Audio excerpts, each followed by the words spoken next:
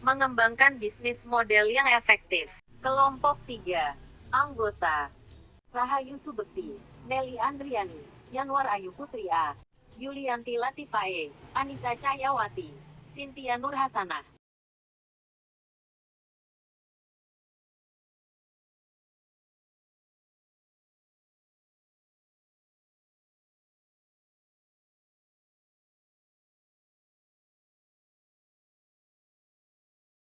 Assalamualaikum warahmatullahi wabarakatuh. Saya Yulianti Latifa Effendi dengan NPM 11111191094. Di sini saya akan menjelaskan tentang 12 model bisnis untuk startup.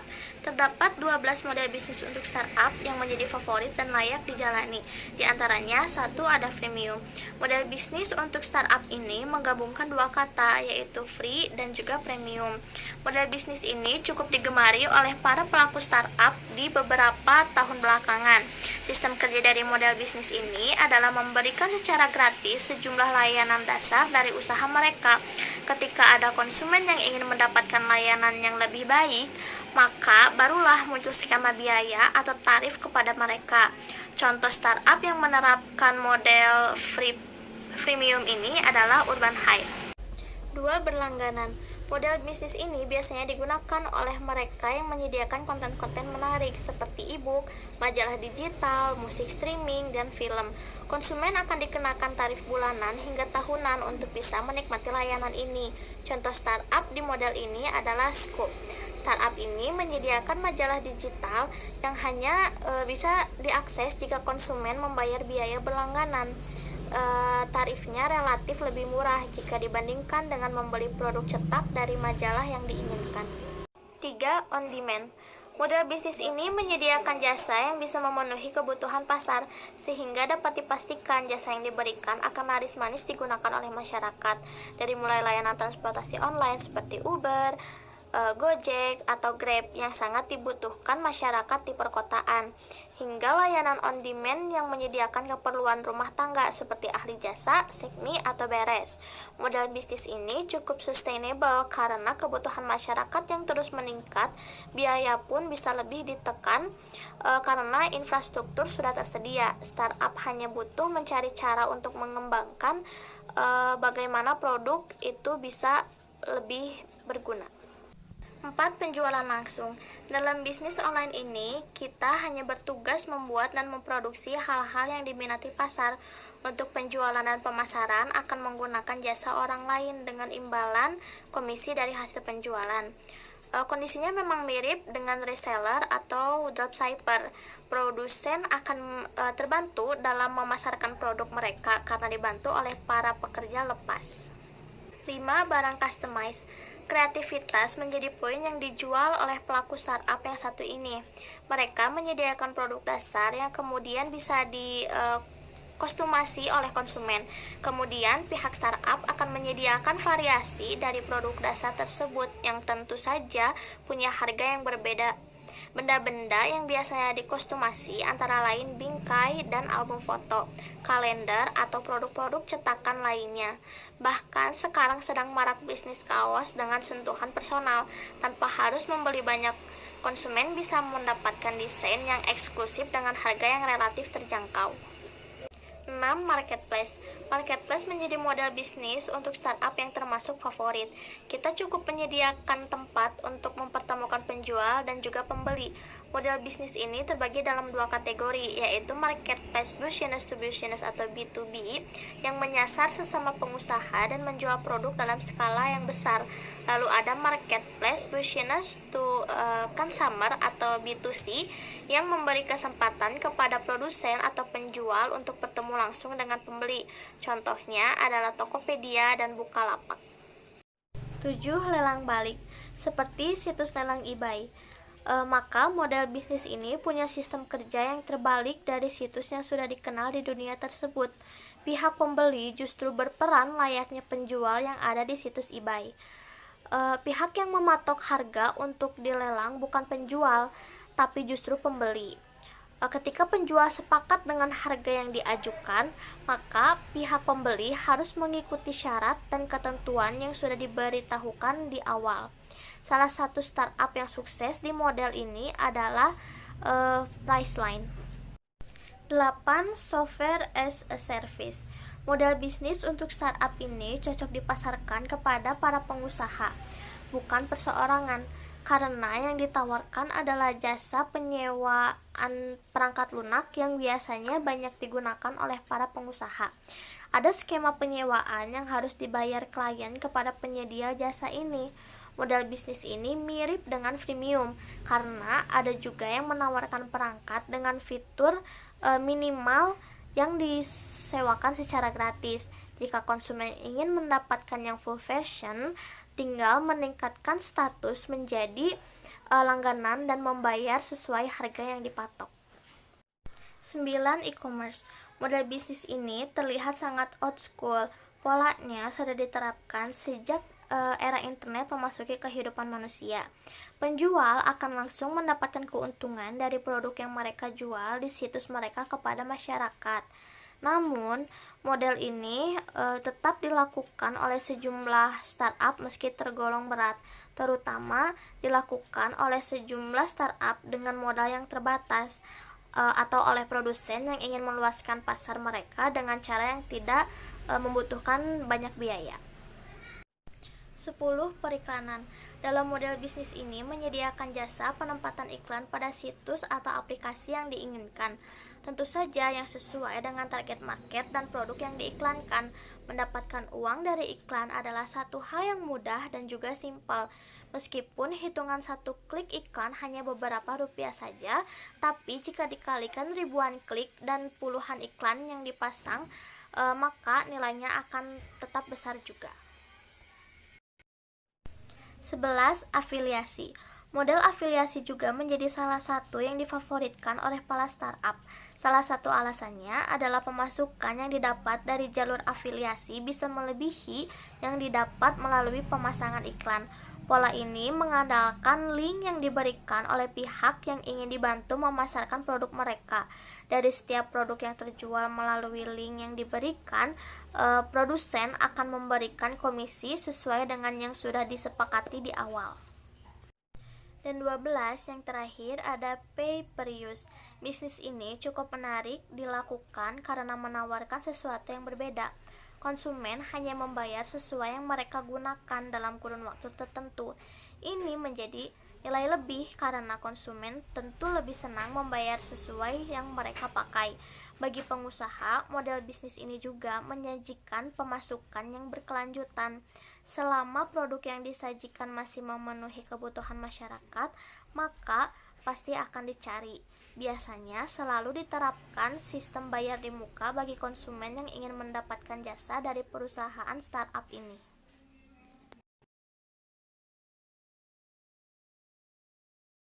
Assalamualaikum warahmatullahi wabarakatuh. Saya Cynthia Nurhasana, NPM 15 kali 91061.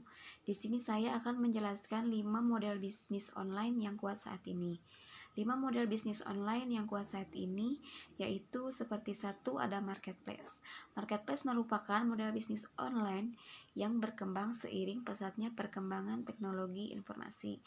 Marketplace ini dirancang untuk meminimalisir proses bisnis yang kompleks sehingga terjadi efisiensi dan efektivitas. Dengan adanya marketplace tersebut, setiap orang dapat melakukan transaksi jual beli dengan mudah, murah, dan cepat, dan tidak ada batasan waktu, jarak, dan ruang. Contohnya seperti Tokopedia, Bukalapak, Shopee, dan yang lainnya. Yang kedua ada freemium. Freemium adalah model bisnis yang sangat disukai oleh startup di berbagai macam industri. Di sini perusahaan akan menyediakan layanan baik secara gratis maupun berbayar untuk pelanggan. Bisnis dengan model ini akan memberikan layanan dan fitur dasar secara gratis, sementara menyediakan layanan dan fitur freemium untuk pelanggan yang bersedia membayar layanan mereka. Contohnya seperti Spotify. Yang ketiga ada berlangganan. Berlangganan adalah sebuah model bisnis di mana pelanggan harus membayar harga langganan untuk memiliki akses ke produk atau jasa. Model ini dipelopori oleh majalah dan surat kabar, tetapi sekarang banyak digunakan oleh perusahaan dan website. Industri ini yang menggunakan model pelangganan ini meliputi penjualan pesanan dan penjualan grup musik. Yang keempat ada on-demand. On-demand adalah salah satu model bisnis startup yang banyak digunakan oleh masyarakat Indonesia karena menyediakan jasa yang bisa memenuhi kebutuhan pasar, sehingga dapat dipastikan jasa yang diberikan akan banyak digunakan masyarakat. Contohnya seperti layanan online yaitu Gojek, Grab, dan yang lainnya. Yang terakhir, yang kelima ada barang customized. Model bisnis yang satu ini mereka menyediakan produk dasar yang kemudian bisa dikostumasi oleh konsumen. Kemudian pihak startup akan menyediakan variasi dan produk dasar tersebut yang tentu saja punya harga yang berbeda-beda. Benda-benda yang biasanya dikostumasi antara lain contohnya seperti bingkai, album foto, kalender.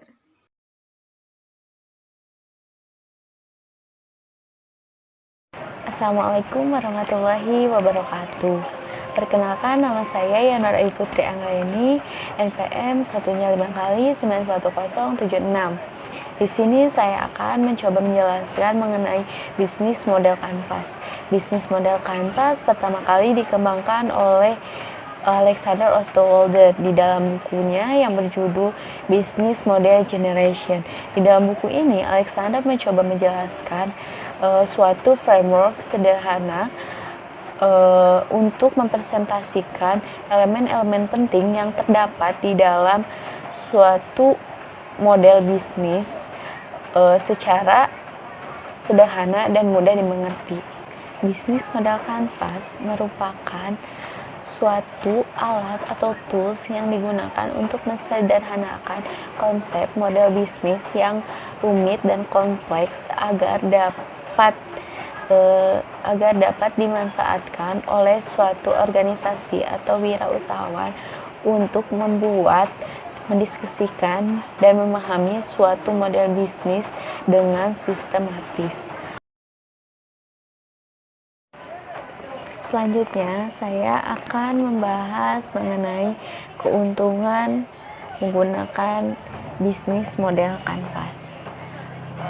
Pertama, bisa dipakai untuk semua jenis model bisnis seperti traveling, restoran, hotel, peternakan, dan lain sebagainya. Terus yang kedua, cepat mengetahui seluruh kekuatan dan kelemahan bisnis. Terus yang ketiga, proses analisis kebutuhan dan profit dapat dilakukan dengan cepat. Dan yang terakhir, yang keempat, memetakan bisnis untuk mengetahui kelemahan sejak dini dan kekuatan bisnis dari sudut pandang yang benar. Pemetaan bisnis model kanvas menggambarkan secara sistematis bisnis yang kemudian dapat digunakan untuk mengambil keputusan pengembangan manajemen strategi bisnis. Assalamualaikum warahmatullahi wabarakatuh. Saya Anissa Cahyawati, NPM 11111911064. Di sini saya akan menjelaskan tentang penyebab mengapa sebuah model bisnis dapat gagal bersaing. Yang pertama, solving an irrelevant customer jobs atau value proposition yang dianggap tidak penting oleh sebuah customer segment, yaitu sebuah value proposition yang tidak menyelesaikan sebuah masalah pelanggan meskipun value proposition yang telah dibuat merupakan sebuah inovasi baru atau solusi dari sebuah permasalahan pelanggan. Namun, solusi yang ditawarkan merupakan produk atau jasa yang dianggap kurang bahkan tidak penting sebelumnya oleh sebuah customer segment. Contohnya, Segway, sebuah produk yang inovatif namun dianggap sebagai produk yang tidak menyelesaikan sebuah customer problem. Yang kedua, flawed business model, yaitu sebuah business model yang lemah.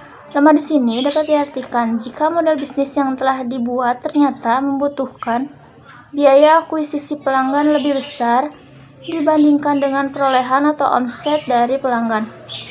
Meskipun value proposition yang ditawarkan mampu menyelesaikan sebuah customer problem, namun hasil yang diperoleh tidak dapat menutupi biaya akuisisi pelanggan yang terlampau tinggi. Yang ketiga, external threats, yaitu ancaman dari lingkungan eksternal. Adanya ancaman dari kompetitor yang mampu menawarkan value proposition dengan model bisnis yang sama dengan biaya yang lebih murah. Adanya keunggulan teknologi yang tidak mampu diikuti oleh sebuah organisasi di saat kompetitor menerapkan teknologi baru, atau mungkin karena pertimbangan konsumen yang menganggap model bisnis kurang ramah terhadap lingkungan. Yang keempat, pure execution atau eksekusi yang lama, yaitu meskipun sebuah model bisnis yang telah dibuat merupakan model bisnis yang benar, namun karena kelemahan eksekusi dari model bisnis tersebut, maka sebuah model bisnis dapat saja gagal. Lemahnya tim manajemen juga dapat menghambat dan menggagalkan sebuah model bisnis. Selanjutnya, ada tentang kerangka bisnis model kanvas. Yang pertama, customer segments. Elemen pertama ini membuat kita harus menentukan segmen pelanggan mana yang akan menjadi target bisnis kita. Yang kedua, value proposition, yaitu membahas mengenai manfaat atau benefit apa yang akan didapatkan para pelanggan jika memilih bisnis kita. Hal ini menjadi kesempatan bagi kita untuk menjabarkan kekuatan dan keunggulan yang membedakan bisnis kita dengan bisnis yang lain. Ketiga, channels. Melalui penggunaan channels yang tepat, kita baru bisa menyampaikan value proposition kepada customer segments. Jadi, memikirkan channels juga menjadi salah satu elemen terpenting bagi keberhasilan bisnis. Yang keempat, revenue streams, yaitu aliran pendapatan tentu menjadi salah satu tujuan utama dari sebuah bisnis, sehingga elemen yang satu ini harus dikelola semaksimal mungkin untuk meningkatkan pendapatan bisnis. Jangan sampai ada bahan baku, produk, atau kinerja yang tidak dimanfaatkan secara maksimal dan mengakibatkan kerugian pada bisnis. Yang kelima, customer relationship. Elemen yang kelima membahas bagaimana jalinan hubungan kita dengan pelanggan. Perlu pengawasan yang ketat dan intensif agar pelanggan bisnis kita tidak mudah berpaling ke bisnis yang lain hanya karena jalinan hubungan yang buruk. Yang keenam, key activities. Salah satunya membahas tentang kegiatan apa yang harus dilakukan untuk menciptakan value proposition yang efektif. Yang ketujuh, key research. Agar bisa mewujudkan tujuan bisnis, kita tentu harus mengelola sumber daya bisnis semaksimal mungkin. Semua jenis sumber daya mulai dari pengelolaan bahan baku, penataan sumber daya manusia, dan penataan proses operasional menjadi perhatian dalam membuat model bisnis. Yang kedelapan, key partnership. Bisnis yang baik tidak hanya mampu menjalin hubungan dengan para pelanggan, karena hubungan dengan pihak supplier atau tim pemasaran juga harus diperhatikan.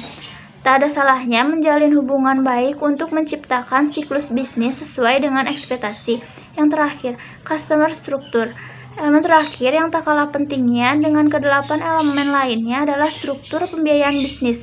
Mengelola biaya secara efisien akan membuat bisnis yang kita jalankan menjadi lebih hemat dan bisa meminimalkan risiko kerugian. Terima kasih. Assalamualaikum warahmatullahi wabarakatuh. Perkenalkan, saya Rahid Subeki, NPM 111911015. Di sini saya akan mencoba menjelaskan mengenai perumusan bisnis model kanvas, tujuan bisnis model kanvas, serta kelebihan bisnis model kanvas. Yang pertama, mengenai perumusan bisnis model kanvas. Bisnis model kanvas dapat dirumuskan menjadi suatu ide bisnis. Cara memanfaatkan bisnis model kanvas diantaranya yang pertama, membangun relasi dengan konsumen. Dalam menjalankan bisnis model kanvas, sangat penting untuk membangun relasi dengan konsumen, agar konsumen tidak lari kepada pesaing. Yang kedua yaitu meningkatkan penjualan. Ketika strategi marketing yang kita satukan melalui bisnis model kanvas, diharapkan dapat meningkatkan penjualan. Yang ketiga yaitu dalam menghadapi pesaing. Hal yang tidak kalah penting ketika bisnis sudah dijalankan adalah bagaimana kita menciptakan sebuah bisnis yang kokoh untuk menghadapi pesaing yang tentunya akan semakin banyak. Yang keempat adalah memastikan bisnis berjalan. Seringkali kita bingung untuk memulai serta menjalankan bisnis. Pada tahap ini kita dapat memasukkan siapa-siapa saja yang akan mendukung bisnis model yang kita jalankan. Yang kelima yaitu mempunyai sistem bisnis. Bisnis model kanvas adalah cara yang efektif untuk membuat suatu ide bisnis, agar bisnis yang kita jalani dapat semakin efektif serta menghasilkan laba yang maksimal. Kemudian selanjutnya adalah tujuan bisnis model kanvas. Pembuatan bisnis model kanvas bertujuan untuk membantu perusahaan dalam merancang perencanaan proses bisnis, serta menetapkan dan memvalidasi poin penting dalam bisnis seperti sumber daya, aktivitas, hubungan dengan pihak terkait, pendapatan, hingga pengeluaran yang akan kita keluarkan. Keunggulan bisnis model kanvas. Yang pertama, bisnis model kanvas dapat memberitahu kita aspek penting dalam bisnis. Jadi, pebisnis akan dapat gambaran yang lebih lengkap tentang bisnis yang kita jalankan. Yang kedua adalah bisnis model kanvas dapat memberikan ide bisnis baru, bentuk bisnis yang lebih terstruktur. Ini memberikan keuntungan lebih karena dapat dipahami dan didiskusikan secara bersama-sama. Yang ketiga adalah mengedepankan kemandirian, sehingga ide bisnis dapat divisualisasikan dengan jelas. Perusahaan juga dapat memanfaatkan bisnis model kanvas untuk membuat produk serta proyek baru. Bisnis model kanvas akan menunjukkan kemandirian serta kepentingan konflik karena memiliki gambaran jelas terkait dengan persoalan serta solusinya. Yang keempat adalah bisnis model kanvas sangat sistematis sehingga bisa menggantikan ide serta rencana bisnis yang lebih mendetail. Assalamualaikum warahmatullahi wabarakatuh. Perkenalkan, nama saya Nelly Andriani, NPM 111191046. Di sini saya akan menjelaskan mengenai sumber dan analisa peluang. Peluang merupakan sebuah ide, kesempatan, dan juga inspirasi yang dimiliki oleh seseorang yang dapat dimanfaatkan untuk menjalankan sebuah bisnis. Nah, sumber peluang bisnis itu terdiri dari yang pertama, diri sendiri. Diri sendiri tentunya bisa menjadi acuan atau patokan seperti dalam minat ataupun hobi diri sendiri dulu, sehingga nantinya muncul bisnis yang sesuai dengan diri sendiri, karena nantinya diperlukan komitmen dan konsentrasi yang tinggi untuk mengembangkan bisnis tersebut sehingga mencapai kesuksesan. Nah, yang kedua itu ada lingkungan. Lingkungan juga sangat mempengaruhi dalam peluang bisnis karena kita lebih bisa sharing dengan orang tua, kerabat ataupun teman mengenai bisnis apa yang cocok untuk saat ini atau yang cocok untuk tempat tinggal yang emang mau dijadikan sebuah bisnis. Nah, yang ketiga itu merupakan perubahan yang terjadi. Nah, perubahan yang terjadi itu seperti misalnya dalam sebuah perkampungan sedang dibangun sebuah perumahan. Nah, itu juga dengan melihat itu kita juga dapat melihat peluang bisnis seperti membuka jasa laundry, warung kelontongan, minimarket, ataupun yang lainnya, sehingga bisa tercipta sebuah bisnis. Nah, yang keempat itu ada konsumen.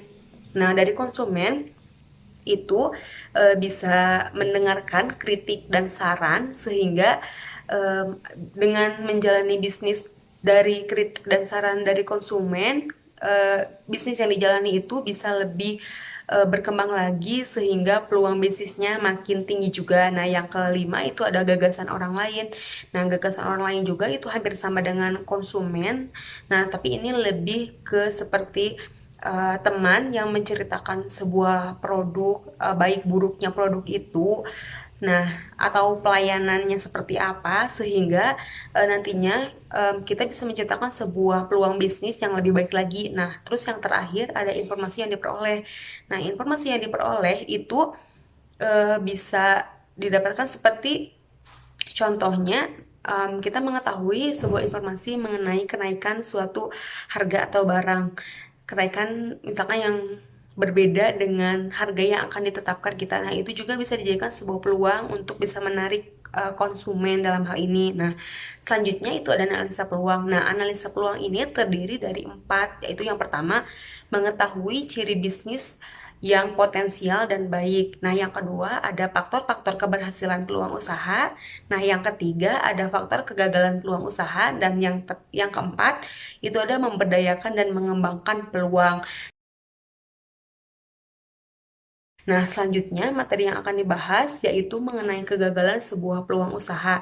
Nah, yang pertama itu tidak segera mengambil keputusan. Nah, seseorang yang tidak segera mengambil keputusan dalam menjalankan bisnis itu akan peluang yang sudah direncanakan itu bisa saja tidak terjadi karena lamanya dalam pengambilan keputusan. Nah, yang kedua itu waktunya sudah lewat, kadaluarsa dan tidak efektif lagi. Nah, karena emang menjalankan bisnis itu dari setiap masa itu terjadi perkembangan, terjadi perubahan, maka ketika kita merencanakan peluang sebuah bisnis ini dan karena terlalu lama menunda sehingga peluang bisnis yang akan dijalani itu sudah lewat atau sudah tidak berkembang pada masa sekarang gitu. Nah, yang ketiga itu survei tidak akurat atau hanya persepsi saja. Nah, itu bisa saja ketika peluang bisnis itu bisa saja tidak terjadi gagal karena mungkin surveinya yang tidak akurat walaupun bisnisnya sudah direncanakan gitu. Nah, terus yang keempat itu diambil orang. Nah, diambil orang itu karena kita tidak bersegera untuk menjalankan sebuah bisnis. Jadi ketika melihat peluang dan tidak segera merealisasikan bisnis itu, maka bisnis itu bisa langsung diambil orang. Sekian presentasi dari kelompok kami. Mohon maaf apabila ada salah kata. Terima kasih atas perhatiannya. Wassalamualaikum warahmatullahi wabarakatuh.